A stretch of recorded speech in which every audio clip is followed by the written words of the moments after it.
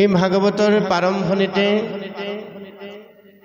আমাক সেইজন মহাহৰি কৃষ্ণত নিজক সমৰ্পণ কৰিবলৈ আজ্ঞা কৰিছে যে জয় জয় কৃষ্ণ কৃপাময় মহেশ্বৰ যাৰ আজ্ঞা শিৰে মুখে ব্ৰহ্মা হৰিহৰ। যে ভাগৱত আমি প্ৰথমতে ভাগৱত সম্পৰ্কে জানি ল'ব লাগিব, তেতিয়াহে আমি ভাগৱতৰ আশ্ৰয়নো কিয় হ'ব লাগে, ভাগৱতেনো আমাক কি উপকাৰ সাধন কৰিব, ভাগৱতৰ লগত জীৱৰ সম্বন্ধ কি, এই কথাখিনি আমি নিশ্চয়কৈ বুজিব পাৰিম। এতিয়া ভাগৱত হ'ল ভাকাৰং ভাবুক জ্ঞেয় গকাৰং জ্ঞানোদ্ভৱম ওকাৰং বৈষ্ণৱী জ্ঞানম তকাৰম তত্ৰ ভাবুকম। প্ৰভু সমস্ত ইতিমধ্যে ভাগৱত আৰম্ভ হৈছে অষ্টম স্কন্ধ। এই অষ্টম স্কন্ধ ভাগৱত অমৃত মথন।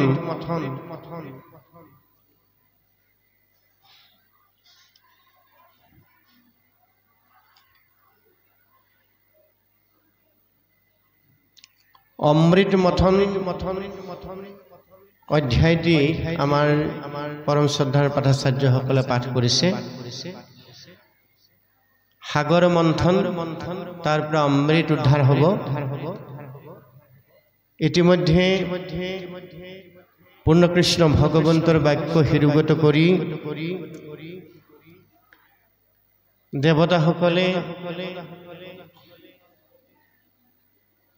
অসুৰসকলৰ ওচৰলৈ গৈছে যে ভগৱন্তই আজ্ঞা কৰিছে সমুদ্ৰ মন্থনৰ যোগেদি পৃথিৱীৰ ভাৰসাম্য অটুট ৰাখিবৰ কাৰণে দেৱতাসকলক অমৃত প্ৰদান আৰু অসুৰসকলক বৃহ প্ৰদানৰ যি ব্যৱস্থা, সেই ব্যৱস্থাৰ মাজেৰে অমৃত মন্থন অৰ্থাৎ সাগৰ মন্থন কাৰ্যসূচীৰে দেৱতাসকলক আজ্ঞা কৰিছে। আৰু দেৱতাসকলে ভগৱন্তৰ বাক্য হৃদয়গত কৰি নাৰায়ণৰ বাক্য হৃদয়গত কৰি বলিৰ সভালৈ ইতিমধ্যে গমন কৰিছে। যায় কি নহওক, এইখিনি কথা আমি পাঠৰ মাজেৰে নিশ্চয়কৈ জানিম। এতিয়া যিখন ভাগৱত য'ত দ্বাদশৰী মন্ত্ৰ আছে ঔ নমো ভগৱতে বাসুদেৱাই, এই ভাগৱত প্ৰথম স্কন্ধৰ পৰা দ্বাদশ স্কন্ধ পৰ্যন্ত এই 12টা অক্ষৰযুক্ত এটা 12 স্কন্ধ ভাগৱত হৈছে। এই ভাগৱতৰ প্ৰাৰম্ভণিতে আমাক সেইজন মহাহৰি কৃষ্ণত নিজক সমৰ্পণ কৰিবলৈ আজ্ঞা কৰিছে যে জয় জয় কৃষ্ণ কৃপাময় মহেশ্বৰ যাৰ আজ্ঞা শিৰে মুখে ব্ৰহ্মা হৰিহৰ। সেইজন কৃষ্ণৰ চৰণত, মহাহৰি বিষ্ণুৰ চৰণত চাৰিমুঠি জীৱৰ একমাত্ৰ কল্যাণ সাধিত হ'ব।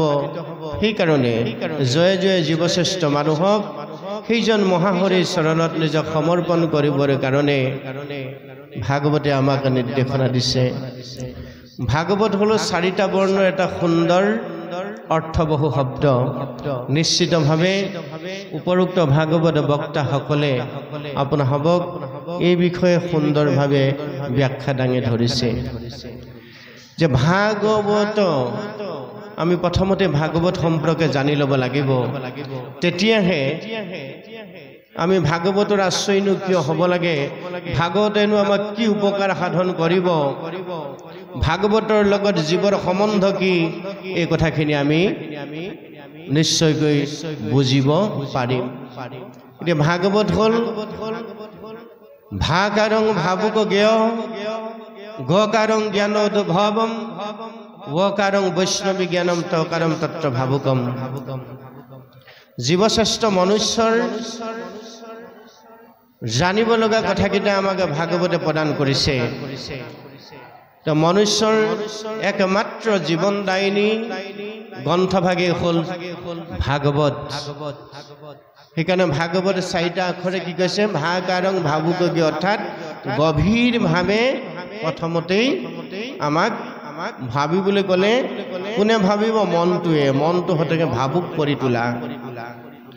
আমি যেতিয়ালৈকে মনটোক ভাবুক কৰিব নোৱাৰিম আমি জীৱনৰ পাবলগীয়া বস্তু কেতিয়াও লাভ কৰিব নোৱাৰিম আমি 100 বছৰীয়া জীৱনলৈ সংসাৰ চক্ৰলৈ আহিছো এই 100 বছৰীয়া জীৱনটোত 50 বছৰ আমাৰ শুই থাকোতে গ'ল 20 বছৰ ধন উপাৰ্জন কৰোতে গ'ল 10 বছৰ খেলা ধূলা কৰোতে গ'ল আৰু 20টা বছৰ থাকিল সেই 20টা বছৰ বৃদ্ধকাল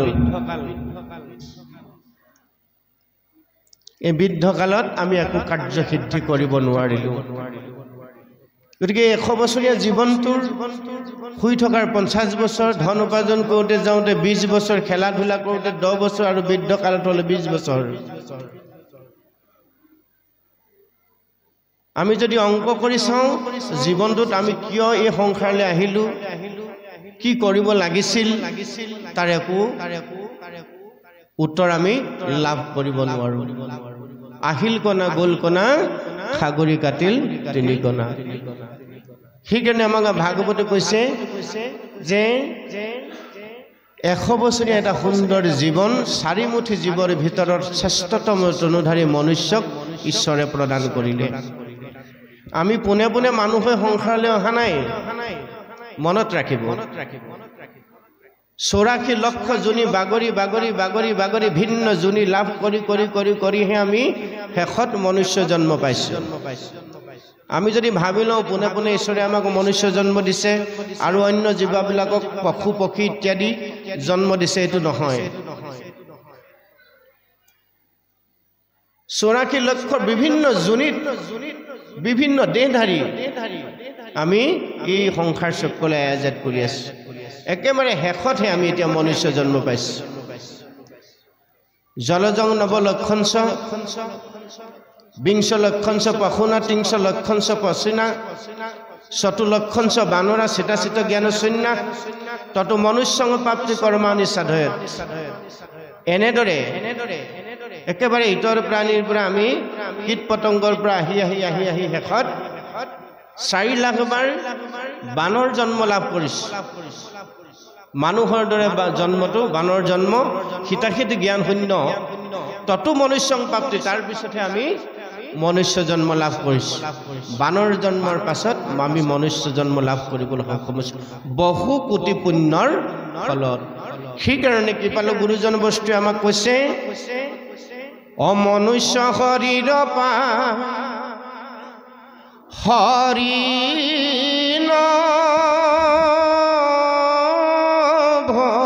ভজিলা অৱশ্যে হইবা ভা তৃণ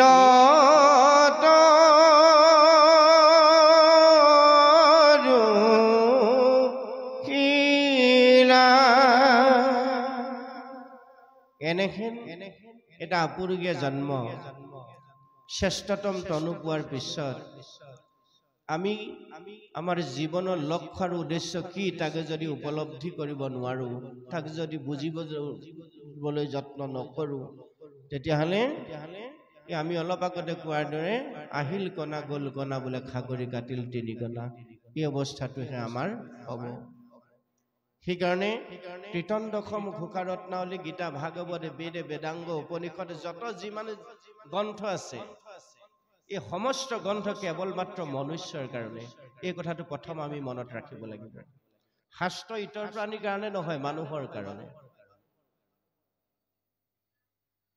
আমি জীৱনত ভাল মানুহ হ'বলৈ বেয়া পাওঁ জীৱনত আমি ভাল মানুহ হ'বলৈ বেয়া পাওঁ অৰ্থাৎ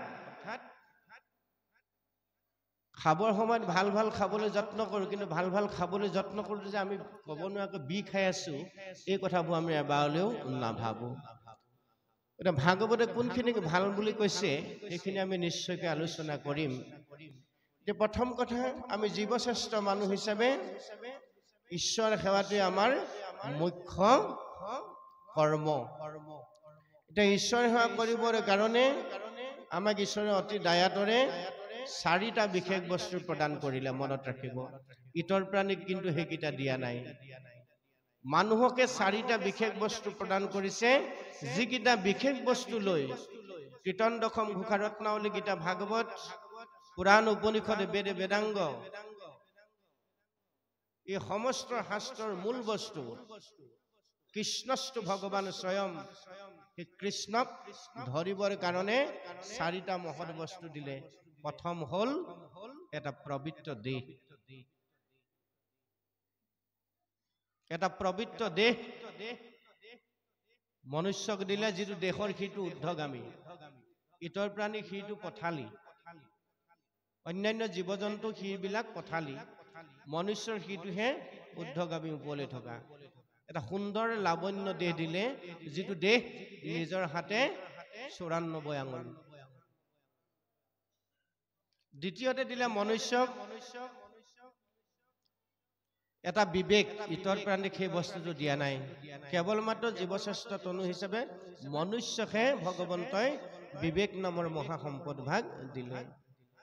তৃতীয় বস্তুটো মহৎ বস্তুটো দিলে ভগৱন্তই মনুষ্যক, যে বাণী ক'ব পাৰে মানুহে। ইতৰ প্ৰাণীয়ে ধ্বনি কয়, গৰুটোৱে হাম্বা, ছাগলীজনীয়ে বে, চৰাইজনীয়ে চিৰিক ইত্যাদি ইত্যাদি ভিন্ন ধ্বনি উচ্চাৰণ কৰে অন্য জীৱ জন্তুবিলাকে। কিন্তু মানুহেহে একমাত্ৰ বাণী ক'ব পাৰে, যি বাণীৰ যোগেদি নৰে ঈশ্বৰ হোৱাৰ পথ প্ৰশস্ত কৰিব পাৰে, যি বাণীৰ যোগেদি জীৱ শিৱলৈ ৰূপান্তৰ হোৱাৰ ব্যৱস্থাখিনি নিজাববীয়াকৈ কৰি ল'ব পাৰে। আৰু চতুৰ্থ মহৎ বস্তুটো মনুষ্যক দিলে এটা পবিত্ৰ মন। মনৰ 4টা ভাগ, মন, বুদ্ধি, চিত, অহংকাৰ। এই কথাখিনি আপোনালোকে কম বেছি পৰিমাণে প্ৰত্যেকে জানে। তথাপি এটা পবিত্ৰ মন দিলে মনুষ্যক, যাৰ গাত এই 4টা বস্তু সষ্টম হৈ থাকিব, দেহ পবিত্ৰ হৈ থাকিব, যাৰা সকলৰ বাক্যবিলাক অমৃতময় বাক্য যাৰ মুখেদি ওলাব, মন যাৰ ভক্তিৰে উদ্বেলিত হৈ থাকিব, আৰু যাৰ বিবেক সষ্টম হৈ থাকিব, এওঁহে প্ৰকৃতাৰ্থত ভগৱন্তৰ পৰম বল্লভ হ'ব পাৰিব। সেইটো জীৱইহে ভগৱন্তৰ কৃপা সৰ্বক্ষণে লাভ কৰিব পাৰিব। আৰু সেইকাৰণে এই কথাখিনি ভাগৱতত মহা মহন্তসকলক, তাৰ প্ৰপন্ন ভক্তসকলক, গীতাত প্ৰিয় সখা অৰ্জুনক ভগৱন্তই নিজ মুখে কৈছে যে মোৰ ভক্ত হোৱা সৰ্বক্ষণ, মোকে ভজা, মোকে পজা, মোকেই কৰা নমস্কাৰ, কৈলো মই সত্যবাণী, পাইবা মোক মহামানী, যিহেতু তুমিকে মোৰ সুহৃদ সখা প্ৰিয় তম। এতিয়া আমি কাৰ সখা হ'ব লাগিব, সুহৃদ হ'ব লাগিব, বন্ধু হ'ব লাগিব? ভগৱান কৃষ্ণৰ। জীৱশ্ৰেষ্ঠ মনুষ্যৰ প্ৰথম আৰু প্ৰধান কৰ্তব্য হ'ল ঈশ্বৰমুখী হোৱা। ঈশ্বৰমুখী আমি কেনেকৈ হ'ব পাৰিম? দেহেৰে। ঈশ্বৰমুখী আমি কেনেকৈ হ'ব পাৰিম? বাক্যৰে। ঈশ্বৰমুখী আমি কেনেকৈ হ'ব পাৰিম? পবিত্ৰ মনেৰে। সেইকাৰণে আমাৰ সকলোৱে, সকলো সমাজতে ই সত্ৰবোলক, সংঘবোলক, মহাপুৰুষীয়া বোলক, একশৰণীয়া বোলক, ভাগৱতীয়া বোলক, ব্ৰাহ্মণীয়া বোলক, প্ৰত্যেক সমাজতে, প্ৰত্যেক অনুষ্ঠানতে আমাক কোৱা হয় যে কায় বাক্য মনে সুদৃঢ় বিশ্বাসে একান্ত ভাৱে সত্যে সত্যে সত্যে কৃষ্ণদেৱৰ আতুল চৰণত শৰণে প্ৰখা, অৰ্থাৎ আশ্ৰয়ী হোৱা। এতিয়া কেনেকৈ কায় বাক্য মনে আমি ঈশ্বৰৰ চৰণত আশ্ৰয়ী হ'ব লাগে, এই কথাটো কিন্তু সকলোৱে আমাক কৈ নিদিয়ে। এই কথাখিনি যেতিয়ালৈকে আমি বুজি ল'ব নোৱাৰিম, তেতিয়ালৈকে আমাৰ জীৱনবোৰ কেতিয়াও শৃংখলিত, পৰিশীলিত, পৰিমাৰ্জিত ৰূপত আগবাঢ়ি যাব নোৱাৰে। প্ৰভু সমস্ত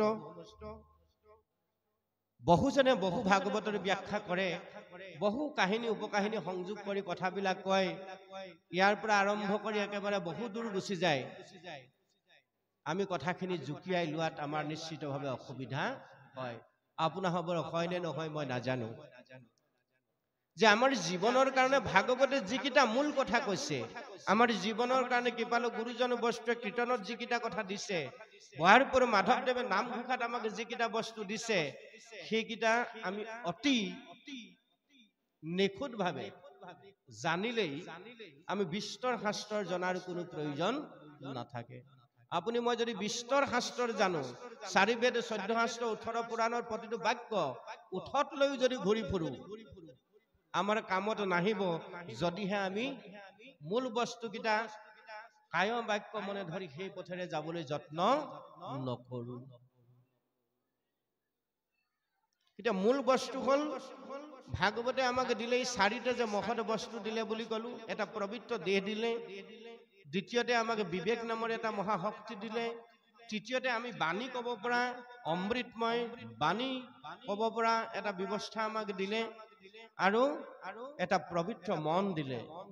এই 4টা বস্তু সংযোগ কৰি কায় বাক্য মনেৰে আমি গোটেই কৰ্মখিনি জীৱনৰ প্ৰতিটো কৰ্ম যদি কৰি যাব পাৰো, তেতিয়াহ'লে মই কোন ক'ৰ পৰা আহিলো 1, মই আছো ক'ত কৰিছো কি 2, মই কি কৰিলে কলৈ যাম 3। এই যে 3খন এগ্ৰিমেণ্ট মাতৃৰ গৰ্ভত থাকোতে আমি ভগৱন্তৰ লগত কৰি আহিছিলো, বাস্তৱিকতে এই 100 বছৰীয়া জীৱনটোত সেই এগ্ৰিমেণ্ট ফুলফিল কৰা আমাৰ ব্যৱস্থাখিনি আমি লাভ কৰিম। নহলে আমি যে কলো আহিল কণা গল কণা খাগৰি কাটিল 3 কণা, সেই অৱস্থাটোৱে আমাৰ হ'ব। অসমত এনে এটা কোনো অনুষ্ঠান নাই, মনত ৰাখিব, এনে এটা কোনো অনুষ্ঠান নাই, এনে এখন কোনো সমাজ নাই, এনে এটা কোনো গুৰুগৃহ নাই য'ত ভাগৱতী কথা শ্ৰৱণ কীৰ্তন নকৰাকৈ থকা নাই। আজি 550 বছৰ আগতে কৃপালু গুৰু, আমাৰ গুৰুৰো গুৰু, পৰম গুৰু, সমস্ত মনুষ্যৰ গুৰু, জগত গুৰু শ্ৰীমন্ত শংকৰদেৱ বোৱালপুৰ মাধৱদেৱে 550 বছৰ আগতে ইমান সুন্দৰভাৱে সমস্ত শাস্ত্ৰ মথি বেদ বেদাংগ মথি 6খন নিগম শাস্ত্ৰত কলিযুগৰ মনুষ্যৰ কৰ্ম ধৰ্ম সমস্তখিনি আমাক সুন্দৰভাৱে দি গ'ল। পিছে আজিলৈকে আমি কীৰ্তন দশম ঘোষাৰত্নাৱলীটো নপঢ়াকে থকা নাই। আমাৰ সমাজৰ পৰিৱৰ্তন কিন্তু আজিলৈকে হোৱা নাই।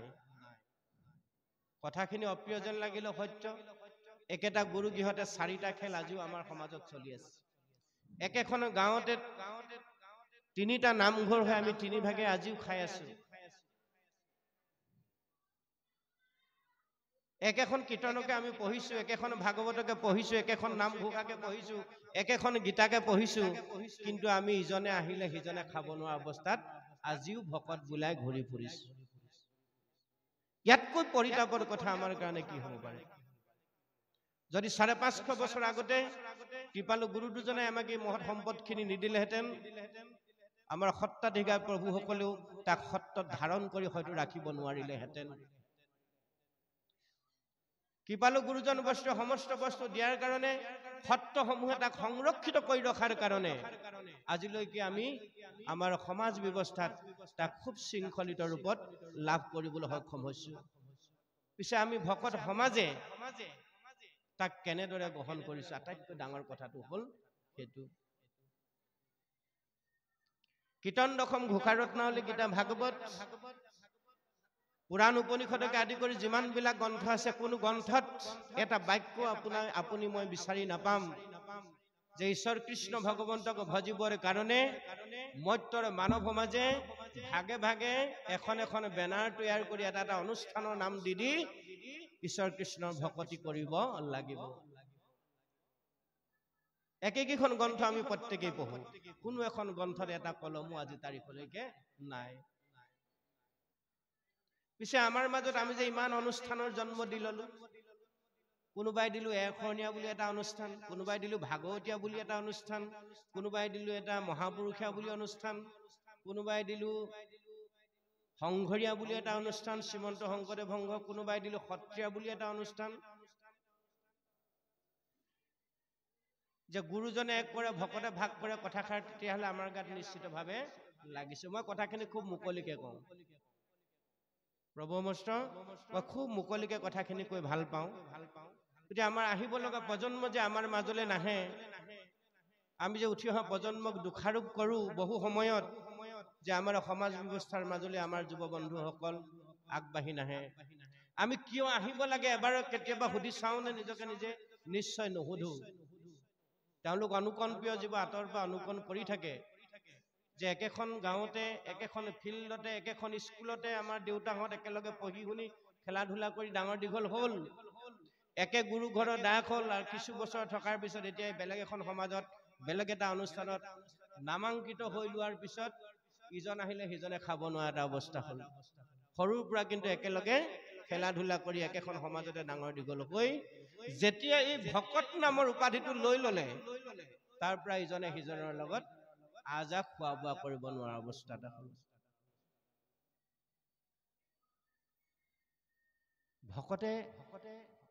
ভকতৰ সংজ্ঞাটো ভাগৱতে কি বুলি দিছে, ভকতৰ সংজ্ঞাটো গীতাই কি বুলি দিছে, আৰু আমি ভকতৰ সংজ্ঞাটো নিজে কেনেদৰে লৈছো, এই কথাবোৰ কিন্তু আমি বিশ্লেষণ কৰিব হ'ল। আৰু এই কথাবোৰ বিশ্লেষণ কৰি যেতিয়ালৈকে আমি শাস্ত্ৰসন্মতভাৱে আগবাঢ়ি যাব নোৱাৰো, তেতিয়ালৈকে ৫৫০ বছৰ আগতে গুৰুজনে ভবা সমাজখন কেতিয়াও আমি আহিব লগা প্ৰজন্মৰ মাজত দি থৈ যাব নোৱাৰো। এই ক্ষেত্ৰত আমি প্ৰায় অনুষ্ঠানতে আহ্বান জনাও, আজিও আমি আহ্বান জনাম যে অন্তত আমাৰ নিজৰ কাৰণে নহলেও আহিব লগা প্ৰজন্মৰ কাৰণে এইটো এটা ২০০ বছৰীয়া এটা পবিত্ৰ অনুষ্ঠান। এই অনুষ্ঠানবোৰ গুৰুজনে যি উদ্দেশ্যে সৃষ্টি কৰিছিল, এই অনুষ্ঠানবোৰ যাতে দীৰ্ঘম্যাদী হয়, অনাগত প্ৰজন্মৰ বাবে এক আদৰ্শ স্বৰূপ হয়, তাৰ কাৰণে অসমৰ যিসকল বৃহৎ বৃহৎ অনুষ্ঠান আছে, এই অনুষ্ঠানবোৰ কিন্তু এক হ'ব লাগিব। এই অনুষ্ঠানবোৰ যিদিনালৈকে এক নহ'ব, ভাগ ভাগ হৈ থাকিব, আমি কেতিয়াও গুৰুজনে ভবা ৫৫০ বছৰ আগৰ সমাজখন আমি কেতিয়াও তৈয়াৰ কৰি ল'ব নোৱাৰিম। গতিকে আমি এই পবিত্ৰ স্থানৰ পৰা অসমৰ সত্ৰ সমাজ, শ্ৰীমন্ত শংকৰদেৱ সংঘ আৰু অসমৰ আগশাৰী বিভিন্ন অনুষ্ঠানৰ মুৰব্বীসকলক এই আপাহতে আমি অনুৰোধ জনাইছো যাতে সমষ্টই গুৰুজনাৰ সাম্যবাদী চিন্তাৰে আহিব লগা প্ৰজন্মক শুদ্ধ সনাতন ধৰ্মৰ ধাৰাটো আমি যদি একত্ৰিত হৈ দিব পাৰো, নিশ্চয়কৈ যি চিন্তাৰে কৃপালু গুৰুজন বস্তুৱে সমস্ত শাস্ত্ৰমথি অসমীয়া জাতিক এই মহাসম্পদ অতি সৰলীকৃতভাৱে দিলে, তেতিয়াহে আমাৰ সেই লক্ষ্য আৰু উদ্দেশ্য সফল কাম হ'ব।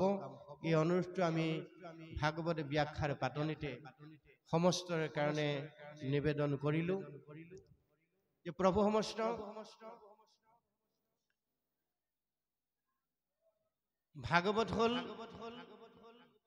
এনে গ্ৰন্থ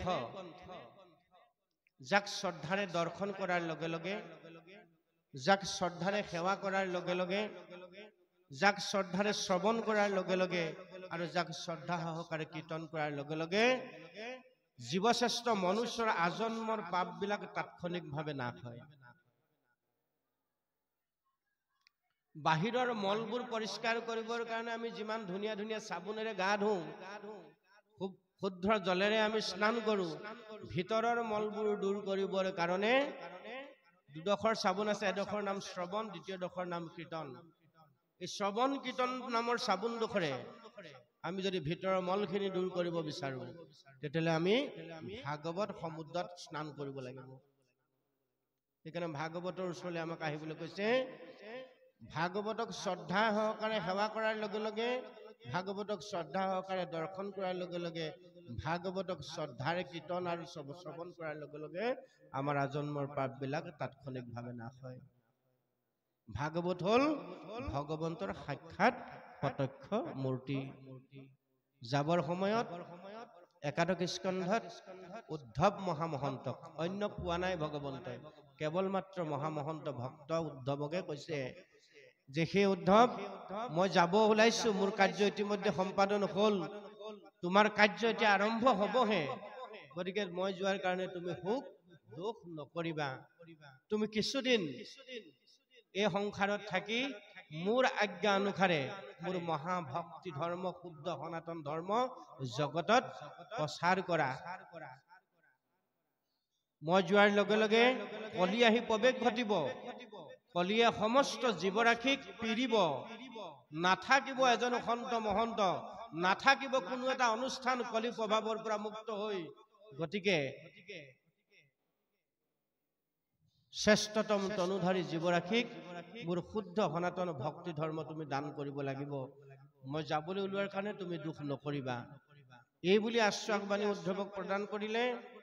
আৰু উদ্ধৱে তেতিয়া ভগৱন্তক সুধিছে, মই কাহিনীটো চমুৱাই আনিছো যে প্ৰভু তুমি যোৱাৰ পিছত মই তোমাৰ শুদ্ধ সনাতন ধৰ্ম প্ৰসাৰত কৰবাত যদি মোৰ মই কেনেকৈ এই কাৰ্য সম্পাদন কৰিম। তুমি থাকোঁতে মই একো ভবা নাছিলো, তুমি যেতিয়া মোক এৰি থৈ যাবাগৈ মই কেনেকৈ তোমাৰ এই শুদ্ধ সনাতন ধৰ্ম প্ৰচাৰ আৰু প্ৰসাৰ কৰিব পাৰিম, যিহেতু কলিৰ প্ৰভাৱ হ'ব।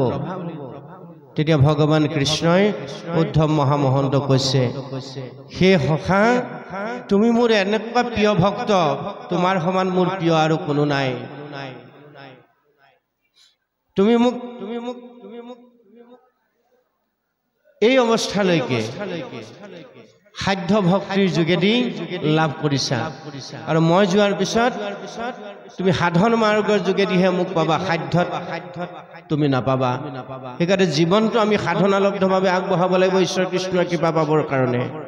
উদ্ধৱে যেনেকৈ ভগৱান যোৱাৰ পৰৱৰ্তী জীৱনটো সাধন মাৰ্গৰ যোগেদি আগবঢ়াইছিল, তথাপি ভগৱন্ত উদ্ধৱক কৈছে, মই ত্ৰিধাই হ'ম, মই গুচি যাম, পুনৰ প্ৰৱেশ কৰিম। আৰু যদি তুমি কায় বাক্য মনে সুদৃঢ় বিশ্বাসে মোক স্মৰণ কৰা, তেতিয়াহ'লে হৃদয়তে তুমি মোক দৰ্শন পাবা, অৰ্থাৎ লাভ কৰিবা।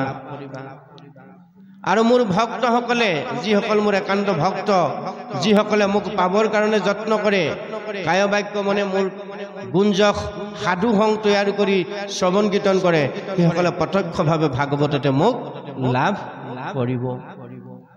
তোমাৰ দৰে মহাভক্তই মোক হৃদয়তে পাবা, আৰু যিসকলে মধ্যম ভক্ত সেইসকলে মোক ভাগৱতত লাভ কৰিব। যাবৰ সময়ত উদ্ধৱক কৈছে, ত্ৰিধায় প্ৰবিশ্যহম, মই ত্ৰিধাই কৰিম কিন্তু পুনৰ প্ৰৱেশ কৰিম ভাগৱতৰ নৱম ক'ত, ভাগৱত সমুদ্ৰত, অৰ্ণৱ মানে সাগৰ। তেনেকৈ বাগময় মূৰ্তি, মোৰ এই কথাৰ মূৰ্তি, বাগ মানে কথা, কথাৰ মূৰ্তি শ্ৰীমদ ভাগৱত, তেনেকৈ বাগময় মূৰ্তি প্ৰত্যক্ষাৱৰ্ততে হৰণ, প্ৰত্যক্ষভাৱে তাক হৰণ কৰি লৈ যাব। মনৰ মলবিলাক, দুখবিলাক নাইকিয়া কৰি লৈ যাব জীৱৰ, পবিত্ৰ ভাৱেৰে জীৱক পুণ্যাত্মালৈ ৰূপান্তৰ কৰিব। প্ৰত্যক্ষাৱৰ্ততে হৰেং শ্ৰৱণাত সেৱনাত পাঠাত দৰ্শনাত পাপ নাচিনী।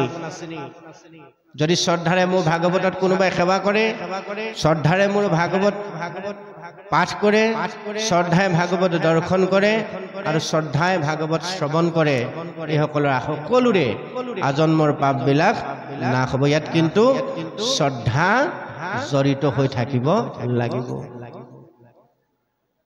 এই যে 7 দিনীয়া এটা অনুষ্ঠান ইয়াত লাখ টকা খৰচ কৰি অনুষ্ঠিত কৰিছে, কিহৰ কাৰণে?